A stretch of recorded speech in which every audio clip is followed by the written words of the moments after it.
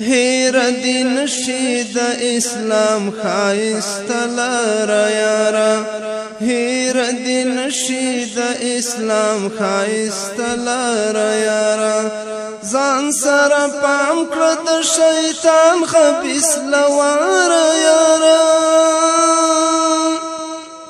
له اوښکو ډکې سترګې د ژوند لار. زموږ د نن ورځې د خپرونې موضوع بیا هم د نړۍ نیکمرغه ښځه.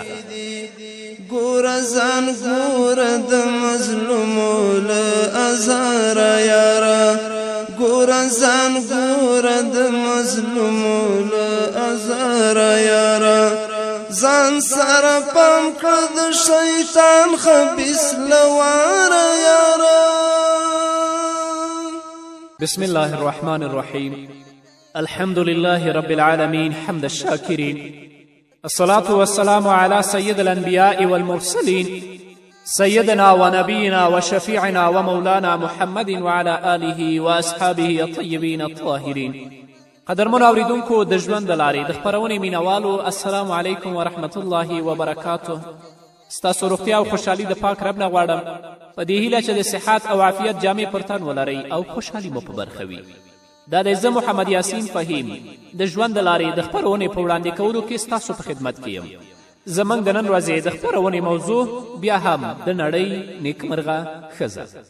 زموږ خویندې هله نیکمرغه ګرځي چې د دوی په ژبه باندې د الله یاد وي، دوی په خپله ژبه باندې الله یادوي، په رسول الله صلی الله علیه وسلم باندې درود وایي. دا نه چې د دوی په ژبه باندې دروغ، دا نه چې د دوی په ژبه باندې غیبت او د دوی په ژبه باندې تهمت پروت وي. موسی علیه الصلاة والسلام ویل یا الله داسې یوه دعا راوښیه چې تا پرې راغواړم او تا سره خبرې کوم. الله رب العزت حضرت موسی علیه الصلاة والسلام ته وفرمیل ای موسی لا اله الا الله وایه. موسی علیه الصلاة والسلام ویل چې ای پروردګاره دا خو ټول خلق وایي. الله رب العزت ورته وفرمیل که دا اسمانونه او ځمکې د ترازو په یوه پله کې کیښودلی شي او دا کلمه په بله پله کې، نو لا اله الا الله کلمه به پرې درنه شي. په یو حدیث کې راځي چې د آخرت په ورځ به الله رب العزت یو بنده خپل حضور ته راوغواړي، هغه سره به حساب وکړي. د هغه به یو کم سل دفترونه د ګناه وي او یو دفتر به د نیکي وي. الله رب العزت به هر ګناه ورته یاده کړي چې دا ګناه خو تا کړي، هغه به پرې اقرار وکړي. الله به ورته ووایي چې ملائکو به خو په تا ظلم نه یې کړی، زیاتی به یې نه یې کړی. هغه بنده به ورته وایي چې نه ای زما ربه. الله به ورته ووایي په هغه یو دفتر او یو پاڼه کې د ستا یوه نیکي مشته، هغه راوړه. دا به ناهیلی وي چې ای پروردګاره یو کم سل پاڼې زما د ګناه دي، نو دا یوه پاڼه چې زما نیکي ده دا به ماته څه ګټه راورسوي. الله به ورته وایي راوړه، په تا باندې ظلم نه کیږي. چې کله هغه پاڼه راوړي نو د ترازو په یو طرف کې به دا ټولې ګناهونه کیښودلی شي او په یو طرف کې دا یوه پاڼه دا به درنده شي. ګوري چې په هغه کې لیکلي لا اله الا الله محمد رسول الله، چې په ژوند کې به یو وار په اخلاص ویلي وي. نو موسی علیه الصلاة والسلام چې د الله رب العزت نه دعا غواړي، داسې دعا چې الله سره پرې خبرې وکړي، الله یې توبه قبوله کړي، الله ورته وایي چې لا اله الا الله وایه. د لا اله الا الله پړقېدونکې رڼاګانې او شغلې د ګناهونو وریځ له منځه وړي. د لا اله الا الله کلمې ویونکی له ډېرې رڼا څخه برخمن دی چې یوازې الله تعالی پرې پوهیږي. دغه رڼا د ځینې خلکو په زړونو کې د لمر په څیر روښانه وي، د چا په زړه کې د پړقېدونکي ستوري په څیر وي، د ځینې خلکو په زړونو کې د یوې سترې شغلې په ځلانده څیر وي، او د ځینې په زړونو کې د تیزې ډیوې په څیر وي. چې د دغه کلمې رڼا څومره ډیره، نو په هماغه کچه د انسان په ذهن کې شبهې او شهوتونه سیزي. د مؤمن نیکمرغي د الله رب العزت په مینه کې ده، او د الله لپاره مینه داسې نیکمرغي ده چې تر هر شي ډیره ژوره ده، چې په خوند یې ریښتیني مؤمنان پوهیږي او هغوی د دغه خوند په مقابل کې بل هیڅ شی نه قبلوي. نو تاسو هم ګرانو خویندو د خپله ژبې د الله رب العزت په یاد باندې او په دې ذکر باندې چې لا اله الا الله باندې تازه کړئ، تاسو به الله رب العزت په نړۍ کې نیکمرغه ښځې وګرځوي او په آخرت کې به الله جنت درکړي. خو ځینې بدبخته ښځې هم په دې نړۍ کې شته چې د هغو په ژبه باندې سندرې غږیږي، د هغو په ژبه باندې دروغ پراته دي، د هغوی په ژبو باندې لعنتونه او تهمتونه ویل کیږي. دا نیکمرغه او نیکبخته نه بلکې دا بدبخته دي. تاسې د صالح بن حیی د ښځې هغه کیسه اورېدلې چې په ځوانه ځواني کې کونډه شوه او د غېږې 2 ماشومان ورته پاتې شول. کله چې دغه یتیمان بچي یې پر ښه او بد پوه شول نو دغې کونډې مور یې تر هر څه له مخه ورته د الله عبادت او د شپې تهجد ور وښول او ورته ویل بچیو ښه به دا وي چې زموږ په کور کې د شپې هیڅ یوه شیبه هم د الله له ذکره پرته تیره نه شي. باید ټوله شپه د الله په یاد باندې موږ رڼا کړو. بچیو هم ورسره ومنله. نو مور یې شپه په 3 برخو وویشله او بچیو ته ویل چې پلانکیه ته د شپې په لومړي برخه کې د الله عبادت کوه او بل ته ویل چې ته به د شپې په 2مه برخه کې د الله عبادت کوي او په وروستۍ برخه کې به زه د الله رب العزت عبادت کوم ځکه چې د سهار لمانځه ته مو راپاڅوم. زامنو یې ورسره په ورین تندي دغه خبره ومنله او عبادت ته املا وتړله. خو کله چې مور مړه شوه نو زامنو یې بیا هم د شپې هغه عبادت پرې نه ښود ځکه چې په زړونو کې د عبادت مینې ځای نیولی و او تر هر څه ورته هماغه شیبې خوندورې ښکارېدې چې دوی پکې د شپې عبادت کوه. همدا لامل و چې د مور تر مړینې وروسته یې په خپلو کې سره سلا وکړه چې مور خو مړه شوه چې د شپې 3مه برخه به یې راسره په عبادت کې تیروله. نو اوس باید شپه په 2 برخو ویشو چې نیمه شپه به زه عبادت کوم او بل ورور ته ویل چې پاتې شپه به ته د الله عبادت کوي. کله کله به له دغه 2 وروڼو نه چې کوم یو ناروغ او مریض شه نو هغه بل به ټوله شپه د الله رب العزت عبادت کوه او ټوله شپه به د الله په عبادت باندې رڼا تیروله. که غواړئ خویندو چې نیکمرغې شئ راشئ د دې ښځې د دې ژوند او د دې قصې نه عبرات او پند واخلئ. خپله هم د الله رب العزت په عبادت باندې مشغولې شئ او د خپل اولادونه هم دین طرف ته وهڅوئ او هغه مور چې په خپله مونځ نه کوي نو هغه به د خپل اولاد څنګه د الله دین طرف ته وهڅوي. نه ګرانې خورې د دنیا ژوند ډیر محدود دی، د دنیا ژوند ډیر لنډ دی. راشه په دې لنډ ژوند کې د خپل رب د خپل ځان نه راضي کړه، الله ته متوجه شه چې الله رب العزت دې دعاګانې قبولې کړي او الله رب العزت دې په نړۍ کې هم نیکمرغه وګرځوي او په آخرت کې الله رب العزت جنت درکړي. همدارنګه د الله په ورکړه قناعت کوئ، د تقدیر په ښو او په بدو باندې ایمان ولرئ. الله رب العزت فرمایي ما أصاب من مصيبة في الأرض ولا في أنفسكم إلا في كتاب من قبل أن نبرأها إن ذلك على الله يسير لكي لا تأسوا على ما فاتكم ولا تفرحوا بما آتاكم والله لا يحب كل مختال فخور. هغه چې په ځمکه او ستاسې په نفسونو کې کوم مصیبت رسیږي نو له واقع کېدو د مخه په یو کتاب کې لیکل شوی دی او دا کار پر الله تعالی آسان دی، دې لپاره چې تاسې پر هغه شي خفه نشئ چې له لاسه مو ورکه او پر هغه شي تکبر ونه کړئ چې الله رب العزت درکړي دي او الله رب العزت متکبران او فخر کوونکي نه خوښوي. په بل ځای کې الله رب العزت فرمایي وعسى أن تكرهوا شيئا وهو خير لكم وعسى أن تحبوا شيئا وهو شر لكم والله يعلم وأنتم لا تعلمون. کیدای شي تاسې یو شی بد بولئ او هغه تاسې لره غوره وي او کیدای شي چې تاسو یو شی خوښوئ او هغه تاسې لره بد وي. الله پوهیږي او تاسو نه پوهیږئ. د مصیبتونو پر مهال په تقدیر ایمان زړونه ډاډمنوي، په ځانګړې توګه هله چې انسان پر دې خبره پوره باور وکړي چې الله رب العزت پر بندگانو ډیر مهربانه دی، د دوی لپاره آسانی غواړي او الله حکیم او خبریدونکی دی، په آخرت کې ورته اجر ذخیره کوي، صبر کوونکو ته بې حسابه اجر ورکوي. کله چې انسان په دې فکر وکړي او عمل پرې وکړي نو د مصیبت غم او درد یې په خوشحالي او نیکمرغي بدلیږي، خو هر کس د دې وس نه لري. که غواړئ چې له غمونو او مصیبتونو خلاصی عمومی نو دا څو خبرې واورئ. کله کوم مصیبت سره مخ شئ نو داسې فکر وکړئ چې له بدو بدتر شته. د هغه چا په حال فکر وکړئ چې ستاسو له مصیبت څخه مصیبت لوی او سخت وي. په شته نعمت شکر ادا کړئ او هغه خلکو ته فکر وکړئ چې له دغه نعمت څخه بې برخې دي. هغه زړورتیا ته غاړه مږدئ چې مصیبت ورسره مل وي ځکه الله فرمایي فإن مع العسر یسرا ان مع العسر یسرا نو حقیقت دا دی چې له سختي سره آساني مل وي بېشکه له سختي سره آساني مل وي نو چې کومه سختي الله در باندې راوستې دا د الله پریکړه ده دا د الله فیصله ده د الله په پریکړه او د الله په فیصله باندې صابره شه ګرانې خورې پې خوشحاله شه الله رب العزت به دې په دنیا او په آخرت کې نیکمرغه وګرځوي همدارنګه په هر څه کې سپیرتوب مه لټوه بدفالي مه کوه ځکه بدفالي غمونه رازیږوي یو ملګری د بل ملګري پر مزاج او اخلاقو اغیز کوي که یو ملګری د نرمو اخلاقو خاوند وي خوره ټنډه او خوشحاله طبعه ولري له ژوند څخه نیکې هیلې لري نو دغه خویونه یې په ملګري هم اثر کوي یعنې هغه هم ترې دغه ښه خویونه راخپلوي خو که دغه ملګری تریو مخی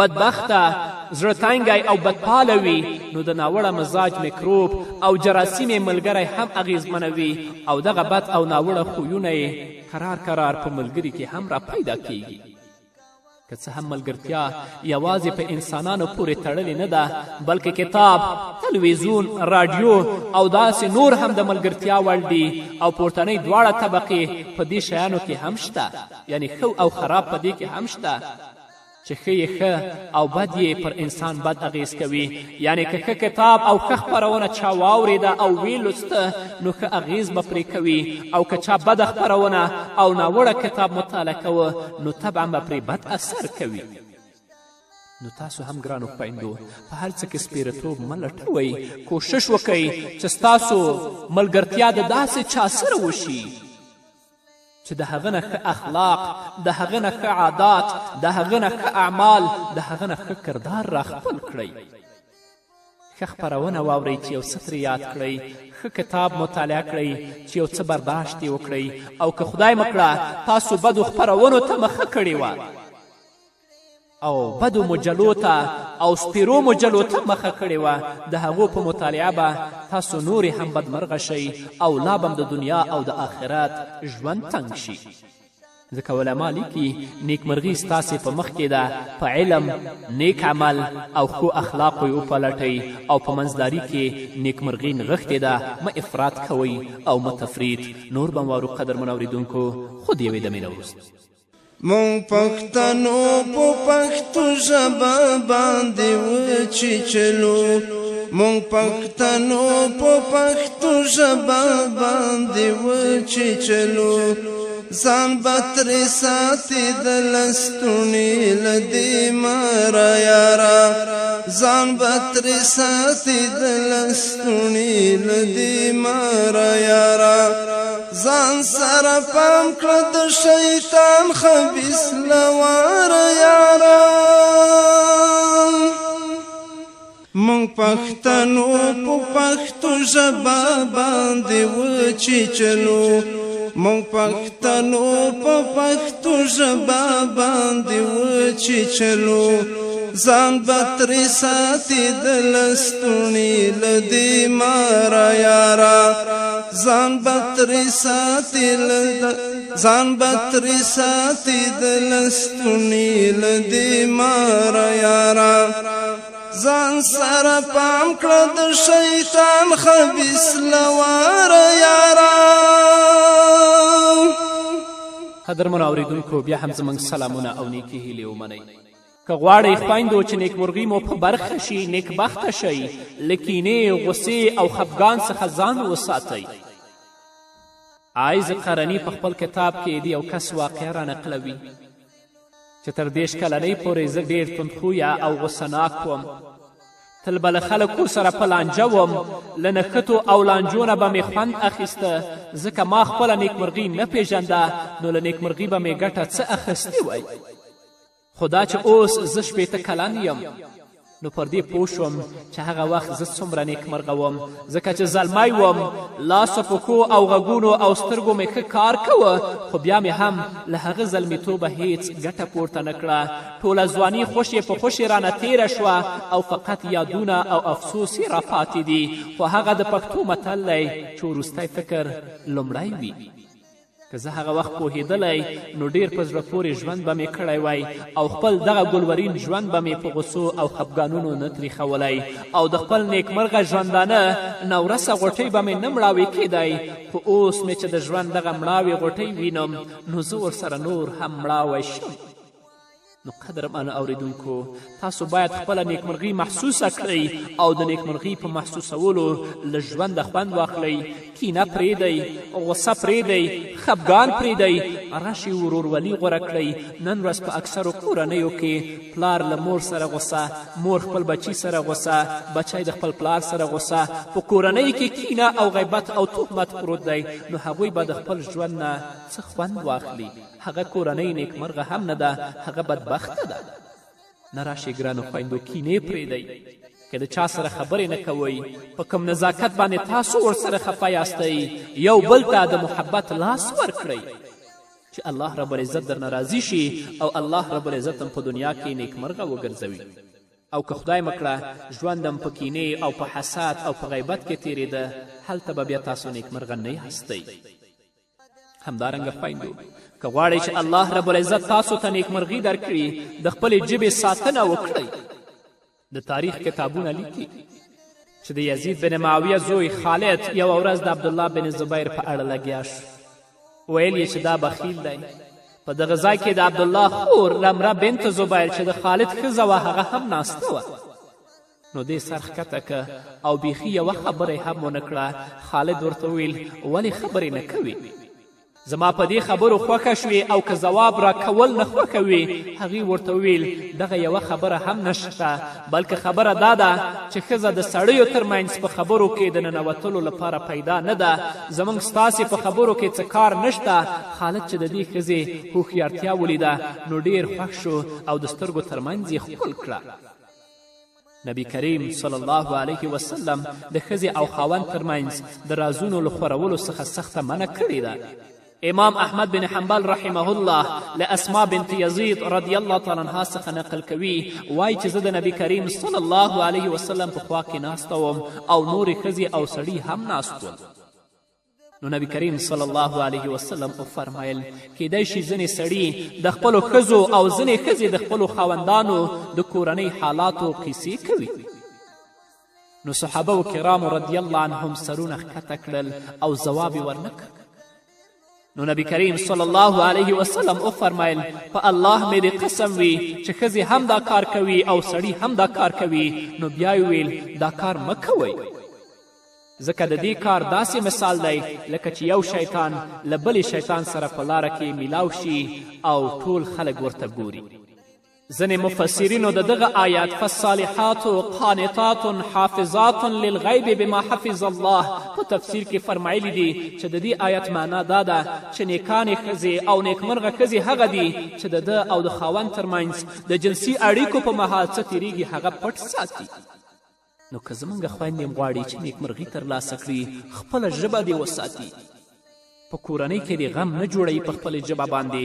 په کورنۍ کې دې خپل او د خاوند ترمنځ، د خاوند او پلار ترمنځ، د خاوند او د هغه د مور ترمنځ شخړه او نفاق او جنګ و جګړې دې نه جوړوي. کومه خبرې چې خاوندان کوي هغه دې اصلا ناوري او که اوري په هغه باندې دې غوږونه پټ کړي او ژبه دې پرې بنده کړي، ځکه د خبرو نه په کورنۍ کې نفاق او بدبختي پیدا کیږي. همدارنګه په پای کې به دا درته ووایم خویندو، که تاسو له اندېښنو او مصیبتونو سره مخ شئ نو خپله اندېښنې او مصیبتونه په مانځه باندې ختمې کړئ. پخوانۍ مسلمانې ښځې پر دې پوهېدلې وې چې لمونځ د الله او بنده ترمنځ د ملاقات وسیله ده او پر دې هم پوه وې چې په لمانځه کې خشوع کوونکي پوره کامیابي دي، لکه چې الله فرمایي قد افلح المؤمنون الذین هم فی صلاتهم خاشعون. بېشکه هغه مؤمنان کامیاب شول چې په خپلو لمنځونو کې خشوع کوي، عاجزي کوي. نو هغوی به د شپې په ډېرې عاجزي او خشوع ودرېدې، ځکه هغوی ته قدر او ارزښت معلوم و چې دا د آخرت لپاره غوره توښه ده او خلکو ته د دعوت رسولو لپاره تر ټولو ښه لامل لمونځ دی، ځکه لمونځ کوونکي ته داسې یو قوت وربخي چې په هغې سره د سختیو مقابله کولی شي. او دغه مسلمانې ښځې پر دې هم پوهېدې چې د شپې په عبادت سره انسان الله ته ډیر نږدې کیږي، ځکه الله تعالی د دعوت کوونکو سردار محمد رسول الله ته فرمایلی دي ومن اللیل فتهجد به نافلة لك عسى ان یبعثک ربک مقاما محمودا. د شپې تهجد کوه، دا به ستا لپاره زیاتی عبادت وي، نږدې ده چې الله دې ستایل شوي ځای ته ورسوي چې هغه جنت دی. او الله تعالی د تهجد کوونکو په ستاینه کې فرمایلي کانو قلیلا من اللیل ما یهجعون، دوی به په شپو کې ډېر لږ خوب کاوه. انس رضی الله تعالی عنه فرمایي چې نبی کریم صلی الله علیه وسلم یو ځل جومات ته ننوت، نو د جومات دوو ستنو ترمنځ یې یوه تړل شوې رسۍ ولیده. ویې فرمیل دا رسۍ دلته څه کوي؟ صحابه کرامو ورته ویل دا خو د زینب رسۍ ده چې کله په عبادت کولو ستړې شي نو په دې رسۍ پورې ځان ځوړندوي. نو نبی کریم صلی الله علیه وسلم وفرمیل دا پرانیزئ تر څو چې څوک دمه وي لمونځ دې کوي، او کله چې ستړی شي نو ویده دې شي. مؤمنانو ښځو به په خپلو ځانونو د الله تعالی د رضا حاصلولو لپاره سخته راوسته، خو نبی کریم صلی الله علیه وسلم ورته امر کړی چې پر ځان تر خپلې وسې تکلیف راولئ، او غوره عبادت هماغه دی چې تل وي که څه هم لږ وي. خو د اوسنۍ پیړۍ ښځو خپل ټول وختونه شپه او ورځ په دنیوي چارو بوخت کړي دي، ان تر دې چې په شپه کې شیطان 2 رکعته لمانځه ته هم نه پرېږدي. تر ټولو غوره کارونه منځیني دي او زیاتی کوونکی هلاک دی. دا خبره نبی کریم صلی الله علیه وسلم 3 ځله تکرار کړې ده. نو ګرانو خویندو که تاسو غواړئ چې نیکبخته شئ، راشئ د خپل مصیبت او کړاو په مانځه باندې ختم کړئ، د الله رب العزت نه اجر وغواړئ، هر وخت ځان عبادت باندې عادت کړئ، د الله رب العزت حضور ته درېږئ، الله رب العزت نه بخښنه غواړئ. هیله ده چې الله رب العزت سعادت د دنیا او د آخرت ستاسو په برخه کړي. په همدې هیله قدرمنو اوریدونکو، نو دا وه زموږ د نن ورځې خپرونه چې ستاسو درانه حضور ته وړاندې کړه. تر بلې خپرونې پورې چې زه بیا هم ستاسو درانه حضور ته راځم، تاسو ټول په پاک رب سپارم. پاتې ژوندم نیکمرغه، ښاد، بریالي او کامیابه اوسئ. دا چې د ځمکې پر مخ ټول شیطانان لوله پکړو، دا چې د ځمکې پر مخ ټول شیطانان لوله پکړو، درس مو زده کړی دی د ستورو له ګزاره یاره، درس مو زده کړی دی د ستورو له ګزاره یاره. ځان سره پام کړه د شیطان خبیث لواره یاره، هیر دې نشي د اسلام ښایسته لاره یاره، هیر دې نشي د اسلام ښایسته لاره یاره. ځان سره پام کړه د شیطان خبیث لواره یاره.